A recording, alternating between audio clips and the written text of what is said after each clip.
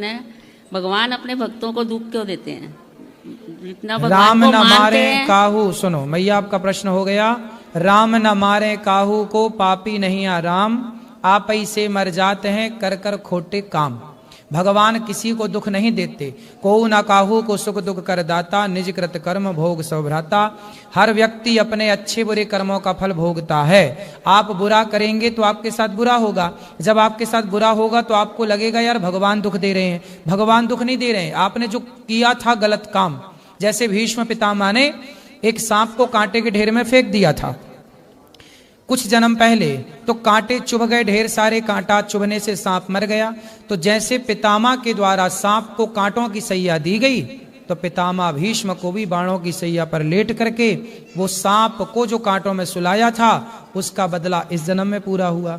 तो कोई दुख भगवान थोड़ी दे रहे हैं किसी को, ये पिछले जन्मों का कर्म है। हाँ, अब सीधा अपन लोग क्या करते हैं, मुंह उठाए और सीधा भगवान को कह दिया कि भगवान ने दुख दे दिया। हम ये नहीं देखते कि हमारे अपने कर्म क्या थे, हमने कहाँ गलत काम किए। अच्छा ये बताओ, भगवान से आपकी कोई मैया दुश्मनी है?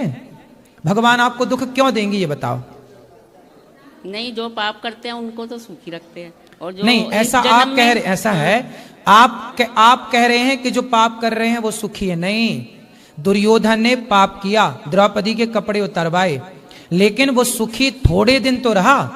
पांडव वनवास चले गए, वनवास 12 साल, 1 वर्ष का अज्ञातवास, 13 साल सुखी रहा दुर्योधन। द्रौपदी के कपड़े उतारने के बाद 13 से 14 साल सुखी रहा। 15वें साल तो द्रौपदी के कपड़े में हाथ लगाया ना जिस दिन, उस दिन से 15वें साल में सर्वनाश होना स्टार्ट हो गया। ऐसा पर 15 साल तक तो यही लगेगा देखने में, यार ये पापी आदमी बड़ा तरक्की कर रहा। मैया, पाप करने वाले कुछ महीने कुछ वर्ष ही दिखते हैं कि हाँ ये बढ़िया है, लेकिन उनका अंत बड़ा बुरा होता है, सर्वनाश होता है। अंत हमने तो नहीं देखा ना। क्यों? अरे आप देखो ना देखो, पर होता तो है। ईश्वर के घर देर तो है, अंधेर नहीं है। लेकिन ये बताओ, दूसरा पापी है पुण्यात्मा, उससे आपको क्या? आप बताओ कि आप दुखी हैं तो भगवान को दोष क्यों देते हैं? हम दूसरे के पाप पुण्य के ठेकेदार क्यों बने? अपना देखो ना कि आप कितने पाप और पुण्य करे बैठे हो। आप बताओ, आप दुखी हो कि सुखी हो?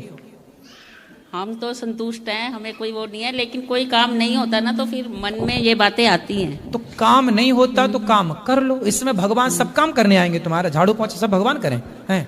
नहीं नहीं, ये बात नहीं कह रहे। फिर क्या बताओ? बच्चों की शादी नहीं हो रही, बच्चे इतने बड़े बड़े होते जा रहे हैं। कितने साल के हैं? 30 से ऊपर हो गया बेटा। बेटा क्या काम करता है? बेटा जॉब करता है। कितना कमाता है? ये तो पैकेज होता है ना, उसका हिसाब कितना होता तो बताओ, मैं चुरा थोड़ी लूंगा। कितना कमाता है?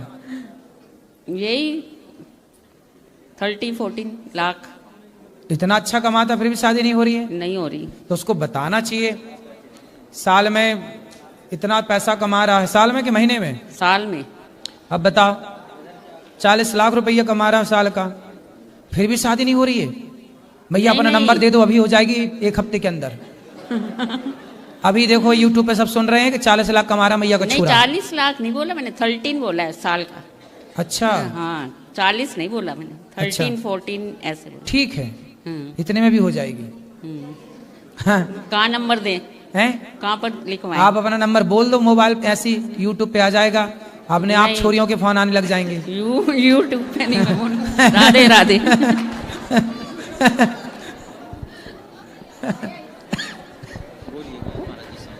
हो जाएगी मैया शादी, चिंता ना करो। बेटे से बोलना पीपल की पूजा करे, सवेरे जल चढ़ाया करे, शाम को दीपक जलाया करे।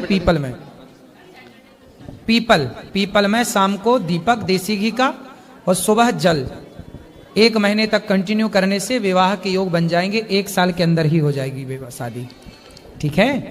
जब ब्याह हो जाए तो बहू को, दुल्हा दुल्हन को दोनों के लेके आना, बेटा बहू को, ठीक है? खुश रहिए।